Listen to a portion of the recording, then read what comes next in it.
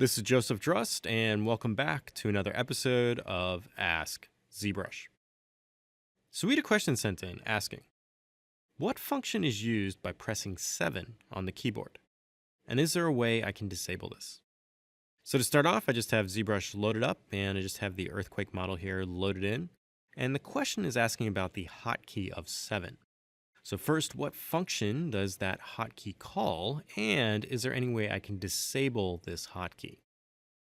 So as an example of this, with Earthquake here, I'm going to navigate to the tool palette and open up the subtool area here, and I just want to isolate Earthquake's body from the rest of my scene.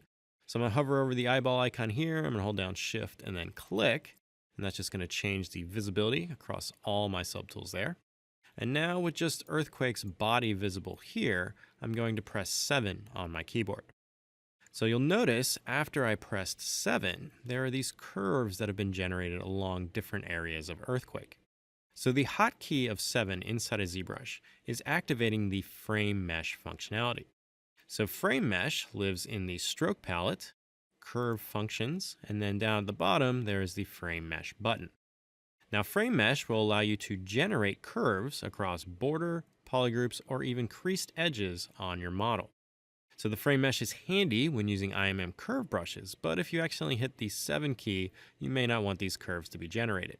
Now you can remove these curves by coming back up to the stroke palette up here and just simply clicking delete.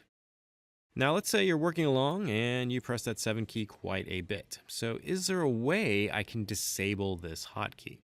So inside of ZBrush, certain default hotkeys cannot just be disabled. However, you can override the hotkey that's assigned to it to something else inside the ZBrush interface that doesn't really affect anything. So the hotkey now of 7 is set to this frame mesh button here. So whenever you press 7 on your keyboard, it's going to activate this button. So we just need to take that hotkey of 7 and then apply it somewhere else. Now, one good area inside of ZBrush where you can take a default hotkey and apply it is this rotate on all axis button here. So this is usually always on inside of ZBrush. So if we assign that hotkey of 7 to this, when you press 7 on your keyboard, it's going to just try to activate this function here, and it's no longer going to activate that frame mesh option. So to set a hotkey inside of ZBrush, you just need to hover over the interface icon, so the rotate on all axis icon here. You need to hold down Control and Alt and then click. And at the top here, you'll see you can now press any key, and that will now be assigned to that button. So now after doing that, I'm now just going to press 7, and that will now assign the rotate on all axes option here to the hotkey of 7. So now if I go to the stroke palette, I'm just going to delete those curves really quick. And now let's say I'm working on Earthquake here, and I press the 7 key, and I keep pressing the 7 key. You'll notice that those curves are not being generated. So the hotkey of 7 by default is set to the frame mesh functionality, which lives in the stroke curve function area.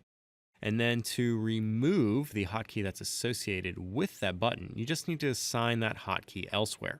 So I went over to the rotate on all axis option here, and I just held down Control and Alt and then clicked and then pressed 7 on my keyboard. And that has now shifted that default hotkey to now be linked to this button here.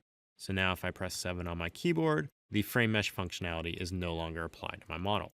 Now, after you have that hotkey set, you also want to store this. So you want to go to your preferences options here. You want to go to the hotkey area, and you want to click the store option.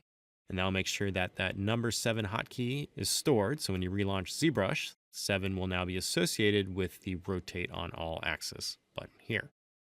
So if you have any other questions related to ZBrush pipelines or processes, please use the hashtag AskZBrush on Twitter. Happy ZBrushing.